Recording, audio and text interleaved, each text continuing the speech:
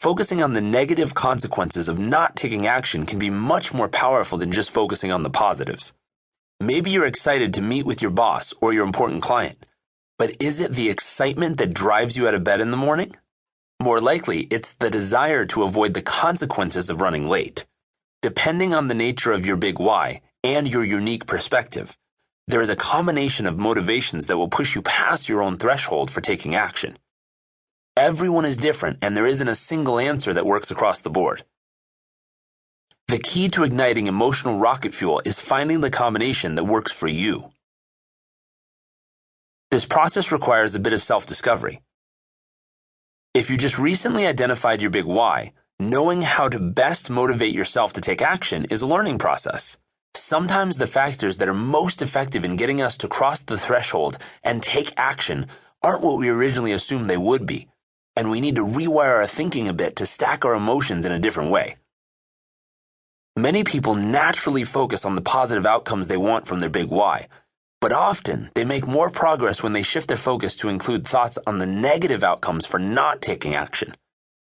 This seems counterintuitive, so I want to make sure you watch out for this when you stack your emotions.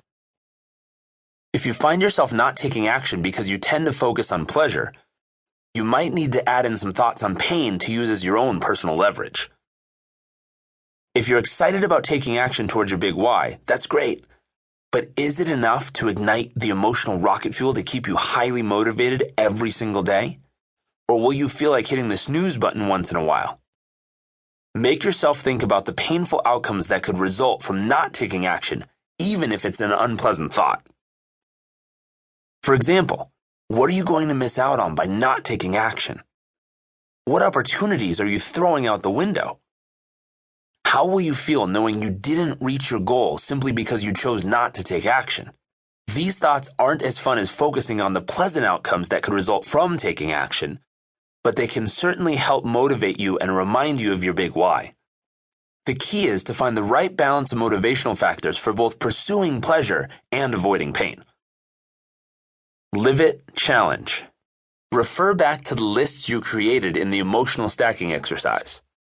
Now that you understand how some motivations are more powerful than others, revisit how these factors make you feel. Instead of thinking logically about the reasons you should take action, let your emotions guide you. Which points bring out that fire in your belly for wanting to take action? When you identify a reason that strikes a chord in your heart, focus on that reason and feel the emotions behind it. Try this strategy with various points you wrote down, and take note of how effective they are at pushing you past the threshold for taking action.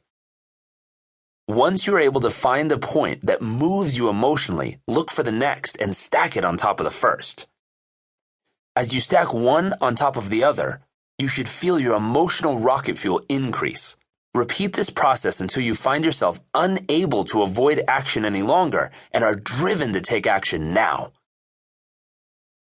In the beginning, this is a learning process. Practice and see what types of thoughts give you the maximum amount of emotional rocket fuel.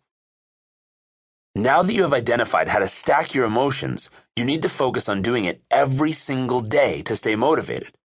On the journey to living your dream life, building this emotional rocket fuel will help you keep pushing forward even when you encounter challenges along the way. Overcoming fears. One roadblock many people face when igniting their emotional rocket fuel is the ability to manage their associations with fear. Sometimes taking the actions necessary to meet important goals is a scary process. It takes people out of their comfort zones, which can be a little unpleasant. However, many times that is an unavoidable part of making progress. If people do not take control of the associations they have with fear, they will limit their ability to take positive, life-changing actions. On the flip side, when people are able to control their fear and take action, they can provide themselves with even more emotional rocket fuel, because taking action is an accomplishment in itself. No matter what happens in the end, displaying courage and bravery feels good. Take a moment to think about a fear that has been holding you back from taking the actions necessary to get the results you want. Maybe the basis of your fear is rejection.